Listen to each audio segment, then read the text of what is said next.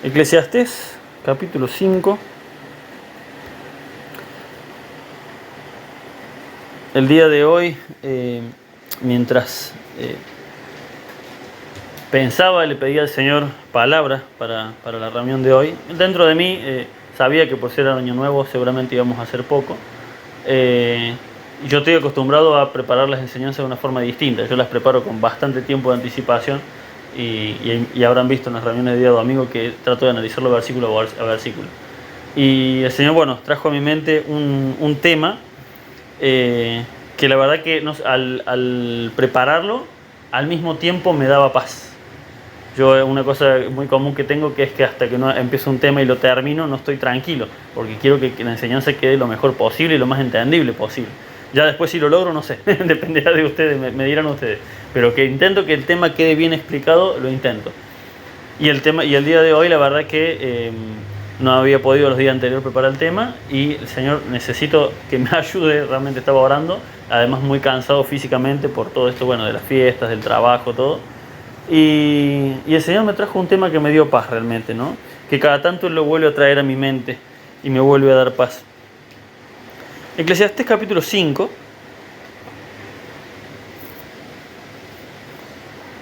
Dice así, versículo 1 en adelante.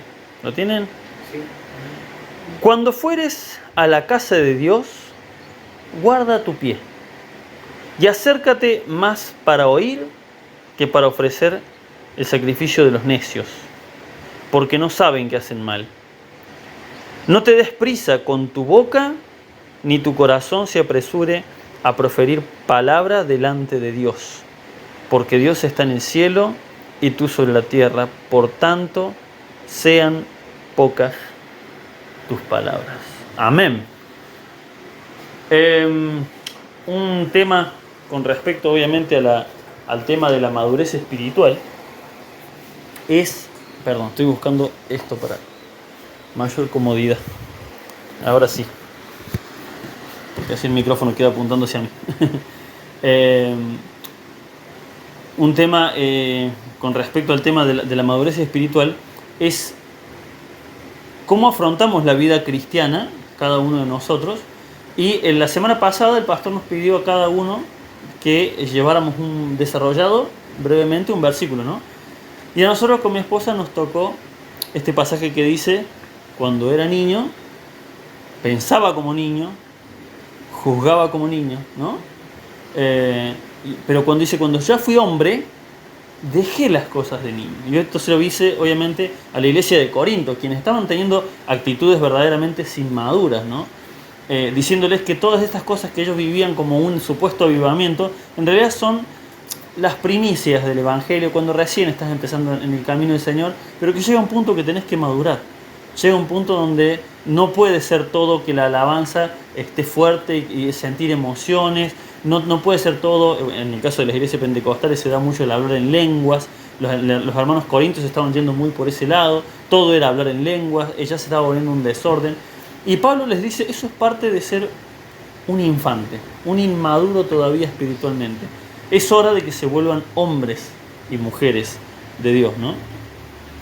Y el ser hombre de Dios, el ser un maduro delante de los ojos de Dios, es cómo afrontamos la palabra de Dios. Yo noto, y seguramente ustedes habrán notado, por algo están en esta congregación, ¿no? Si yo les preguntara, ahora no porque somos poco en este momento, pero cuando estamos todos en la congregación, si yo les preguntara cuántos vienen de otra congregación, porque nacidos en esta congregación, creo que Anabel sola, me parece, ¿no? Ella estaba de antes. Por eso te digo, pero no venís de otra iglesia o de otra congregación, por eso. Creo que es la única, pero la mayoría venimos de otras congregaciones. Y hemos visto las distintas mañas que tienen las distintas congregaciones, las distintas doctrinas, cómo las manejan, cómo las mueven. La mayoría estamos en esta congregación venidos de otras congregaciones. Y hemos podido notar, por eso hablo en general porque no quiero enfocarme en ninguna de la cual venimos, pero sí, tristemente lo notamos, que hay una gran inmadurez en cuanto a cómo se asimila o cómo se predica la palabra. Si escuchamos predicaciones para jóvenes, yo obviamente de chico siempre escuchaba predicaciones para jóvenes, y hoy las escucho y digo, wow, cuánta cuánta inmadurez aún en la misma predicación del predicador, porque todo es que el Señor puede cumplir tus sueños, el Señor sabe lo que hay en tu corazón, el Señor tiene la mujer ideal para vos, el Señor tiene el trabajo ideal para vos, y todo es como más que una predicación del Evangelio, es más una charla motivacional para los jóvenes, lo cual no sirve verdaderamente para desarrollar carácter de verdaderos cristianos, ¿no? El carácter se desarrolla cuando la palabra de Dios te confronta y te dice, no, estás mal, estás en un error. ¿Mm? Ese es uno de los temas que se suele predicar, y muchos otros. Pero aún dentro de los que podríamos llamar la sana doctrina, sabemos que las mayores herramientas que tenemos para enfrentar la vida diaria contra el pecado son la oración, ¿no? La lectura de la palabra, escuchar predicaciones. Hoy en día tenemos la tecnología que nos facilita poder escuchar hasta predicaciones de otros hermanos que están en otros países, lo cual es tremendo. Tenemos la facilidad de tener todos los comentarios bíblicos en el celular. Yo me manejo todo con el celular, tengo todos los comentarios ahí, puedo leer los diccionarios, todos en una sola aplicación. Y todo esto también, aún tratando de hacer la voluntad de Dios, a veces nos lleva a saturarnos de tanta palabra, lo cual todos los extremos en una u otra forma son malos. Podemos decir, ¿cómo puede decir que saturarme de la palabra de Dios sea malo? No es que la palabra de Dios te sature, es que nosotros nos autosaturamos a veces con demasiada información. Recordemos que dice la palabra del Señor que el conocimiento por sí solo te envanece. Solamente conocer por conocer más palabra de Dios te termina envaneciendo porque crees que sabes más que los demás. Y hay un tema recurrente en la palabra de Dios, sobre todo los que han tenido la posibilidad de leer desde el principio, ¿no? Desde Génesis. Mucha gente, muchos cristianos de años que solo conocen el Nuevo Testamento muy bien, pero del Antiguo Testamento han ahondado poco. Pero en el Antiguo Testamento vemos que varias veces se llama a una palabra muy importante, que de hecho la acabamos de leer, que es guardar silencio. Estar callados, ¿sí? Normalmente el consejo es, no, orá, inclinate, orá 5 horas, lee la palabra 2 horas seguidas. Y sin embargo, cuando vamos a la palabra de Dios, obviamente es importante leer, obviamente es importante orar, pero vemos que varias veces el Señor llama a sus siervos a callarse la boca un rato. A callarse la boca para prestar atención a lo que Él quiere decir, ¿no? Este concepto yo lo escuché varias veces de nuestro pastor, ¿no? De decirnos, sí, es importante que leamos, pero también es importante que después de leer y orar, nos tomemos un momento para estar totalmente en silencio con el Señor. Y eso es una práctica que no solemos hacer. Solemos orar apurados, solemos leer apurados y nos vamos a trabajar o a limpiar. ¿Cuántas veces nos tomamos tiempo de estar en silencio delante del Señor? Es complicado, y más en este mundo que parece que viene con revoluciones de más y súper saturado de información. Nos cuesta horrores realmente estar en silencio delante del Señor.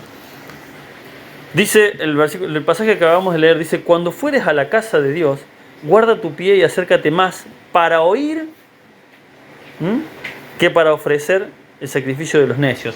Algo muy normal que pasa es que a veces estamos más predispuestos a hablar la palabra de Dios que a oírla. Si hay alguien difícil de evangelizar, es a alguien que cree que ya conoce la palabra de Dios. Es muy difícil hablarle a alguien que cree que ya se la sabe. Es muy difícil hacerle ver un error a alguien que cree que no está cometiendo ningún error, ¿no? Hace unos días me abordaron un par de chicos jóvenes, testigos de Jehová, y nada, he aprendido a no confrontarlos, sino más bien esperar, dejarlos que hablen, y en las preguntas que ellos me preguntan, ahí responderles con la palabra de Dios. Y bueno, yo tuve la oportunidad de decirles, ¿no? ¿Has leído la Biblia? ¿Algo sabes? Sí, le digo, de hecho, enseño la palabra en una iglesia. Ah, qué bueno. ¿Y qué es lo que ves en la Biblia? Nada, le digo lo que es obvio, le digo en toda la Biblia, que toda la Biblia apunta al sacrificio de Cristo y que sin Jesucristo no hay salvación. Ah, qué bueno, me dice. Y sobre viste el tema que está pasando, la economía mundial, que el mundo está mal, porque yo sé por qué lado me quieren llevar, ¿no? Y le digo, sí, le digo, pero bueno, como dice Pablo, para mí el vivir es Cristo y el morir es ganancia, así que si vivo para Dios, y si vienen terremotos, guerra, a mí no me afecta, yo estoy seguro en Cristo, así que sí, entendí el mensaje de la palabra. Y así, y ellos como que todo el tiempo trataban de llevarme, porque ellos llevan a ese tema para después venderte su doctrina. Pero noté que dentro de lo que yo trataba de hablarle, a él no le interesaba lo que yo le estaba diciendo, a él le interesaba llevarme a lo que él quería decirme, ¿no? Y esa es una forma, es una muestra muy importante, y no lo digo porque sean testigos de Jehová, ojo, lo he visto en muchos cristianos evangélicos. No queremos, y me incluyo porque yo lo he hecho, muchas veces no queremos escuchar lo que la palabra de Dios nos quiere decir. Queremos decirle nosotros, darle nosotros la interpretación a la palabra de Dios. Cuando en realidad es Dios el que nos habla a nosotros. Es Él el que, o sea, somos nosotros los que tenemos que ver qué es lo que Él nos quiere decir a nosotros y no ver yo qué quiero entender en la palabra de Dios. Fíjense, seguimos ahí en Eclesiastés, dice el versículo 2, no te des prisa con tu boca, ni tu corazón se apresure a proferir palabras delante de Dios. Porque Dios está en el cielo y tú sobre la tierra. Como diciendo, Él es inmenso y vos sos chiquitito, casi nada, ¿sí? Eso quiere decir. Por tanto, sean pocas tus palabras. Continúa el versículo 3, dice, porque de la mucha ocupación viene el sueño, y de la multitud de palabras la voz del necio. Versículo 4. Cuando a Dios haces promesa, no tardes en cumplirla, porque Él no se complace en los insensatos. Cumple lo que prometes. Versículo 5. Mejor es que no prometas y no que prometas y no cumples. Versículo 6. No dejes que tu boca te haga pecar, ni digas delante del ángel que fue ignorancia. ¿Por qué harás que Dios se enoje a causa de tu voz y que destruya la obra de tus manos? Y este versículo es tremendo. Hoy cuando lo leía, la verdad que como que me hizo un clic en la cabeza, ¿no? Fíjense el versículo 7 lo que dice. Donde abundan los sueños, ¿sí? Los sueños se refieren a los deseos del corazón, ¿no? A los anhelos. Donde abundan los sueños, también abundan las vanidades y las muchas palabras. Mas tú teme a Dios. Fíjense lo que dice. Donde abundan los sueños, también abundan las vanidades. Y este mundo actual en el cual vivimos nos lleva una y otra vez a eso, que vos tenés que seguir tu corazón, que vos tenés que cumplir tu sueño. Mi sueño es poder viajar por el mundo. Mi sueño es ser un músico reconocido. Mi sueño es. Y Dios, a través de su palabra, podemos ver que Él dice, ese es tu sueño. Ahora, ¿cuál es mi sueño? Dice el Señor. ¿Qué es lo que yo quiero? Eso es lo que te tiene que importar a vos. Claramente, el sueño de Jonás no era ir a predicar a Nínive, ni remotamente. Es más, por lo general, cuando a un cristiano dice que se le están cumpliendo todos los sueños, tristemente, cuando empezás a ver, claramente es como que te das cuenta que en realidad es el enemigo que lo está llevando, lo va llevando, cumpliéndole sus placeres carnales, no me refiero a cosas sexuales, sino placeres de la carne como el deseo de la vanidad, ¿no? ¿Cuántos músicos supuestamente cristianos que empezaron dándole la gloria a Dios y hoy están predicando, pero aberraciones? Pero el Señor cumplió su sueño de predicarle a las multitudes. El Señor cumplió su sueño de que puedan tocar en estadios, de que puedan recibir un premio Grammy, ¿sí? Algunos músicos cristianos reciben premios Grammy. El mismo premio que se lo dan a cantantes de reggaetón que dicen burradas sobre las mujeres, también se lo dan a cristianos, ¿sí? ¿Estará Dios en esos sueños? ¿Tendrá algo que ver Dios en esos sueños? Fíjense lo que dice Eclesiastés, y a eso me refiero cuando muchas veces los cristianos no sabemos entender la palabra de Dios, lo que nos quiere decir, y no lo que nosotros queremos entender. Porque hay un montón de versículos que pueden apoyar de que sí, Dios va a cumplir mis sueños, pero torciéndolos pueden decir eso. Pero lo cierto es que la palabra de Dios dice que el corazón del hombre es, ¿cómo es? Engañoso y perverso, dice la palabra de Dios. Y acá dice, donde abundan los sueños, también abundan las vanidades. O sea, el pecado. Vamos a ver, ya les digo qué pasaje es, porque los tengo todos acá anotados en el celular.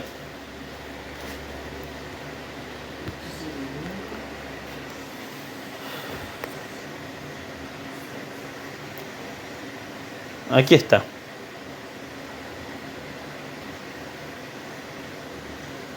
En Proverbios capítulo 10.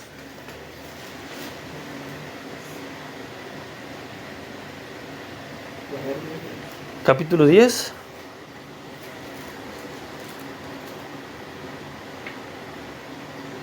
Versículo 18. Perdón, versículo 19. Fíjense lo que dice Proverbio, el mismo escritor de Eclesiastés, que es Salomón, ¿no? Dice, en las muchas palabras no falta el pecado. Mas el que refrena sus labios es prudente. Hay otro proverbio que no sé bien dónde está porque no lo busqué porque me está viniendo a la mente en este momento, pero dice, hay un proverbio que dice, hasta el necio pasa por sabio si tan solo guarda silencio. Qué tremendo, ¿no? Pero este pasaje es tremendo, Proverbios 10:19. En las muchas palabras no falta el pecado. ¿Saben qué incluye esto? Y yo me he dado cuenta por experiencia personal, esto incluye nuestras oraciones a Dios. No sé si les ha pasado que tratando de orar más en lo privado, ¿no? A veces terminamos diciendo cada burrada. Yo me he dado cuenta, tratando de meter más palabras en lo que estamos diciendo, sin detenernos. No sé si han notado que a veces queremos, es como que fuera un gran desafío, orar rápido y sin equivocarse, ¿no? Cuando no es así, no hay necesidad de que oremos así. A veces lo hacemos por costumbre, como cuando oramos para la comida. Pero lo cierto es que en ese tirar palabras, muchas veces sin pensar, yo he escuchado en mí, y también tristemente lo he escuchado en reuniones de oración, cuando estamos orando los hermanos antes de la reunión, que sin querer, yo sé que sin ninguna maldad, pero a veces sin querer a algunos se le escapa alguna frase que puede decir, pero esto no tiene nada que ver con la palabra de Dios. Pero bueno, en la emoción de tirar palabras más que orar, terminan saliendo frases que no coinciden con lo que dice la palabra de Dios. Es precisamente así porque no hacemos pausa, no tomamos ese tiempo. A veces cuando estamos orando necesita nuestra mente y nuestro corazón hacer un momento de pausa. Si es necesario callarnos 5 segundos y pensar lo que estamos diciendo. Dice, sean pocas tus palabras delante de Dios, no te olvides que Él está en el cielo y vos estás en la tierra, no sos nada comparado con Dios. Y esto de saber guardar silencio, obviamente delante de Dios, no es solamente, esto de saber guardar silencio no es solamente delante de Dios. Esto también nos lleva, obviamente, a nuestra vida cristiana con los otros hermanos en Cristo.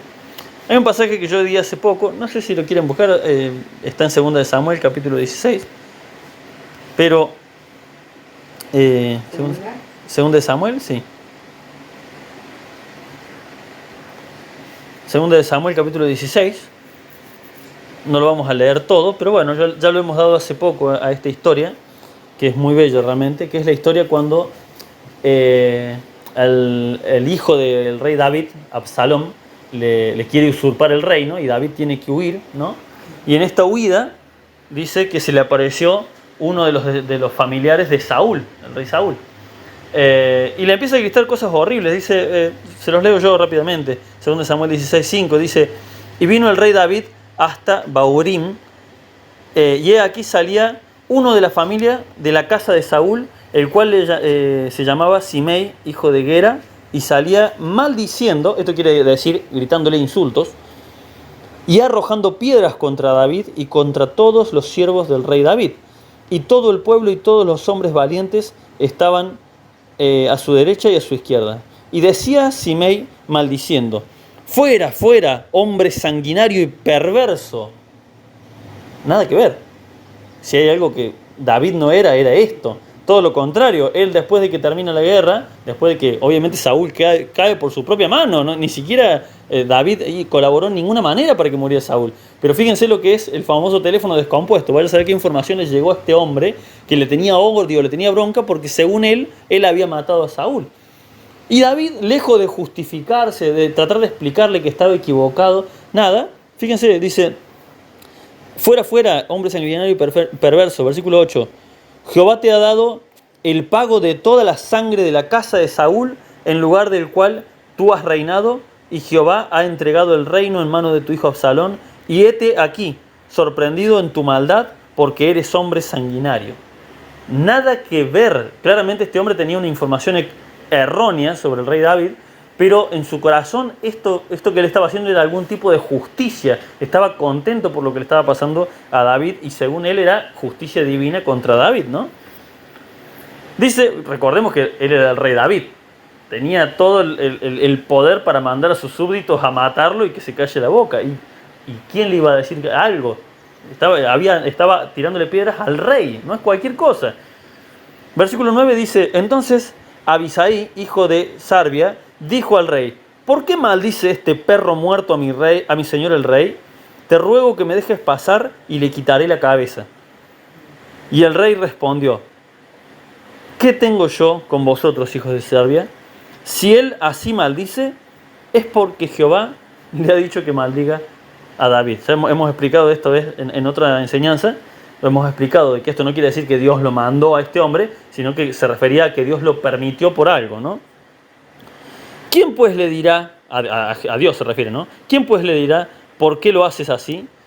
Y dijo David a Abisai y a todos sus siervos, he aquí, mi hijo, que ha salido de mis entrañas, acecha mi vida, o sea, me quiere matar.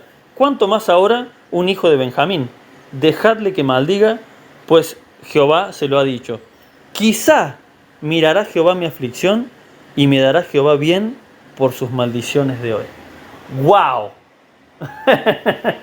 ¡Wow! ¿Vieron que cuando alguien dice algo malo de nosotros y sabemos que es una mentira, no vemos la hora de poder enfrentar a esa persona y decirle que está equivocada? ¿Vieron que cuando alguien dice algo malo de nosotros no vemos estamos desesperados por querer aclarar la situación? Nos desespera querer, no, yo quiero hablar con esa persona para explicarle de que yo no hizo lo que le dijeron que yo hice. Y acá David dice, déjalo, esto es parte de guardar silencio delante de Jehová. Pudo haberlo gritado cosas, pudo haberle mandado a sus súbditos, como quería Abisai, arrancarle la cabeza, que estaba en su derecho, porque estaba insultando al rey y en aquel tiempo no se podía embromar con el rey. No se podía hacer semejante cosa como lo que estaba haciendo este hombre, pero el corazón de David era tan puro, estaba tan entregado al Señor, a pesar de los errores que había cometido, ¿no? Porque había cometido errores. Ya a esta altura ya había pasado lo de Betsabé, así que esto era parte del castigo que le tocaba, ¿no? Pero ya en una madurez mucho más grande espiritualmente, él dice, no, déjalo. A lo mejor, por todos estos insultos que me está diciendo, Dios después los termina volviendo en una bendición para mí. ¡Wow! La verdad que este pasaje, a mí, como decía el hermano Guillermo Tarri, me voló la cabeza, decía el hermano Guillermo. El guardar silencio, hermanos, es una forma de confiar ciegamente en que Dios tiene el control de todas las cosas. ¿Amén? El guardar silencio. ¿Cómo nos cuesta guardar silencio, no? Y por último, para ir terminando, no va a ser muy larga la enseñanza de hoy, quiero que vayamos a Primera de Reyes, capítulo 19. Otro pasaje que hemos visto, más que nada en la reunión de varones la hemos visto a esta enseñanza, pero que no creo que haya un cristiano de algunos años nomás que no haya escuchado, que es la historia de Elías escondido en la cueva, ¿no? Luego de todo lo que pasó con los profetas de Baal, que siente este momento de debilidad, ¿no? Primera de Reyes, capítulo 19. Y David y Elías escondido, ¿sí? Un poco cansado físicamente porque había corrido como no sé cuánto, como 40 kilómetros, como de acá a Córdoba había corrido de una sola tirada, había corrido sin parar. No, más lejos, porque dice que corrió 3 días y 3 noches. Así que es algo así como de acá a Villa María, eran como 100 kilómetros, algo así. Era bastante largo el trecho. Claro, cuando llegó estaba no solamente desmoralizado, sino que cansado físicamente. Y cuando estamos cansados físicamente, muchas veces solemos confundir el cansancio físico con cansancio espiritual. Eso lo hemos explicado también. Muchas veces nos pasa que nos sentimos derrotados y en realidad simplemente es que necesitamos reposo. Nuestro cuerpo está diciendo basta. Entonces nuestra mente empieza a decir, ves que estás haciendo todo mal, ves que al final todo lo que haces no sirve para nada. No. Es nuestro cuerpo que simplemente necesita relajación, necesita silencio, necesita quietud. Nuestro cuerpo también lo necesita. Dios lo hizo así. Porque es en esa quietud y en ese silencio cuando el Señor aprovecha y ahí nos habla, ¿no?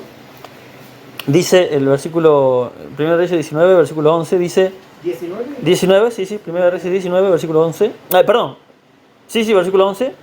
Acá es cuando, bueno, ya para no retomar toda la historia, Elías está dentro de la cueva, el ángel ya lo alimentó y todo. Dice, y le dijo el ángel a Elías, ¿no? Y le dijo, sal fuera y ponte en el monte delante de Jehová. Y aquí Jehová que pasaba en un grande y poderoso viento que rompía los montes y quebraba las peñas delante de Jehová, pero Jehová no estaba en el viento. Tras el viento un terremoto, pero Jehová no estaba en el terremoto. Tras el terremoto un fuego, pero Jehová no estaba en el fuego. Y tras el fuego un silbo apacible y delicado.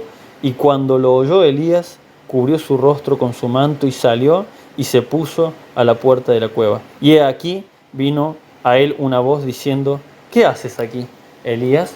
Este pasaje lo conozco desde muy chico, ¿no? En el Evangelio. Y realmente va básicamente en contra de todo lo que vemos en muchas congregaciones modernas. Todo es fuego, todo es el fuego del Espíritu moviéndose, saltar, hacer temblar el lugar saltando, todo es hacer actividades, todo es el avivamiento, todo eso, la palabra de Dios nos está diciendo, y Dios no estaba en nada de eso. ¿A dónde estaba Dios? En el silbo apacible y delicado. ¿Qué significa esto? En el silencio, en la calma, en la tranquilidad. Es muy difícil que encontremos a Dios en un momento de prueba. Es muy difícil que encontremos a Dios, mejor dicho, la tranquilidad de Dios, en un momento de tormenta. Lo que Dios quiere es precisamente que lo vayamos a buscar, ¿a dónde? En el lugar secreto, dice su palabra, ¿no? Es ahí donde encontramos la fortaleza. Obviamente Él está en medio de la adversidad, Él está con nosotros, nos fortalece. Pero encontrar la palabra justa en un momento en el que alguien nos está gritando e insultando, es el peor momento. No se puede. Y guardar silencio es lo mejor que podemos hacer en los momentos de prueba. Cuando no sabemos qué responder, lo mejor que podemos hacer es guardar silencio. Es lo mejor que podemos hacer, porque podemos terminar causando un daño peor por nuestra emoción de querer arreglar las cosas. Lo mejor que podemos hacer es momentáneamente calmar el cerebro, como diríamos acá en Argentina, tragarnos la bronca un ratito, ¿sí? Y después ir en privado y arreglarlo con el Señor para que no se ponga el sol sobre nuestro enojo, ¿sí? A veces toca un ratito tragar la bronca. Pero esto es mucho mejor que actuar y terminar ocasionando un problema, ya sea dentro de la congregación, ya sea un problema familiar, un problema matrimonial, laboral, cualquier cosa. Podemos causar un desastre solamente por no habernos callado a tiempo.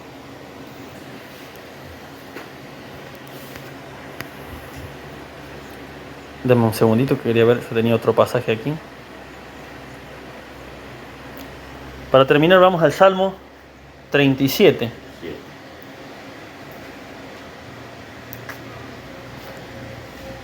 Un pasaje muy conocido, pero por otro versículo más que nada, que por el que voy a dar. Dice, Salmo 37, versículo 1 en adelante, dice: no te impacientes a causa de los malignos, no tengas envidia de los que hacen iniquidad, porque como hierba serán pronto cortados, y como hierba verde se secarán. Confía en Jehová. Fíjense esa frase, esto me encanta. Confía en Jehová y haz el bien. No dice que te metas en ayuno para que el otro cambie, no dice que te pongas a orar 2 horas, a leer la palabra para tratar de convencer al otro. Solamente dice, confía en Jehová y haz lo que es correcto y nada más. Es tan simple y a veces nos complicamos tanto la vida como cristianos. Y la palabra de Dios es muy simple, es muy sencilla. Confía en Jehová y haz el bien, y habitarás en la tierra y te apacentarás de la verdad. Y acá este versículo que es el más conocido, que a veces simplemente se lo lee fuera de contexto, pero para llegar a este versículo, primeramente hay que hacer todo esto que acabamos de leer. Dice, deleítate a sí mismo en Jehová y Él te concederá las peticiones de tu corazón. Y de este versículo se agarran para decir, mira, si yo me deleito en servir en la casa de Dios y alabo y glorifico, Dios me va a conceder. No se refiere a eso. Está diciendo claramente, primero hacer todo lo demás, lo anterior. No te impacientes a causa de los malignos, no tengas envidia de ellos. Simplemente espera en Jehová y obra correctamente. Dice, Y así mismo como esto, también deleitate, o sea, ponete gustoso, contento en hacer este bien que estás haciendo. A esto se refiere, deleítate a sí mismo en Jehová. Todo esto que estás haciendo, hacelo con deleite para Dios, y entonces Él va a conceder las peticiones de tu corazón. Que no se refiere a las peticiones mundanas. ¿Cuál es la petición del corazón en ese momento? Y a lo mejor que Dios haga justicia en algo que te está saliendo mal, que Dios ordene nuestra familia, no las peticiones de nuestro corazón vanidoso que quiere la gloria del mundo. No se refiere a eso. Versículo 5. Encomienda a Jehová tu camino y confía en Él y Él hará. Otro versículo que muchas veces se lo usa fuera de contexto, sin todo el requisito primero, ¿no? Y este versículo que sigue el 6 es uno de los que más me ha quedado en el corazón cuando me pasa algo injusto, ¿no? Cuando veo que estoy viviendo algo que digo, Señor, si vos sabes la verdad, ¿por qué me pasa esto? Siempre el Señor trae a mi corazón el versículo 6. Dice, exhibirá tu justicia como la luz y tu derecho como el mediodía. O sea, que vos tenías razón, Él lo va a exhibir, dice, como la luz del mediodía. O sea, así como en el mediodía se ve todo, así de claro va a quedar, si confiamos en Dios y lo dejamos que Él obre, así de claro va a quedar, tan evidente va a ser para todo el mundo que aún los que te acusaron falsamente van a quedar expuestos y avergonzados.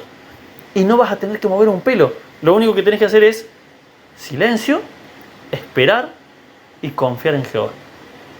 Y nosotros nos amargamos tratando de arreglar las cosas cuando Él dice, déjame a mí. Y ahí viene el versículo 7. Guarda silencio ante Jehová y espera en Él. No te alteres con motivo de los que prosperan en su camino. Pero el pasaje clave es ese. Guarda silencio. Y empezamos con eso y terminamos con eso. Hermanos, aprendamos. Obviamente, no nos ha faltado enseñanza acerca de leer la palabra.